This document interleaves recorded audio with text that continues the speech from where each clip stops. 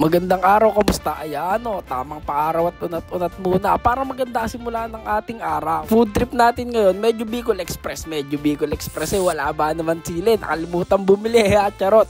Para sa mga baget, syempre, kayo na lang maglagay ng sili bago kayo kumain. So ayan tamang gisa lang, lagay nyo ng pabinata, saluin ng konti, tapos ilagay na ang alamang niya. Ang sarap niyan. Tapos si Coco Mama, kalugin mo ng konti bago natin ilagay. Sabay ayan pakuluin lang ng konti, tapos after ilang minutes, pwede natin siyang timplahan. Maglagay lang ako ng pork cubes, patis, tsaka asukal. Tapos adjust nyo na lang ulit yung lasa ng gusto nyo maging ulam. Sabay ayan biki lang sili, iisa para makakain nga si baby, hindi pa masyado mahilig sa mga iron. Ba naman to? Sabay sitaw at malunggay. Tingnan mo, healthy naman yan kahit di masyado maanghang yan. Tapos ayan na luto na ang ating Semi Bicol Express. Nyabang quality durugi ang sili baka sabihin di ko makakain Tikemi nya sarap quality. Luto kayo neto, quick and easy, super yummy, not so spicy, easy recipe Chasha, bukas na lang ulit. Ban man to.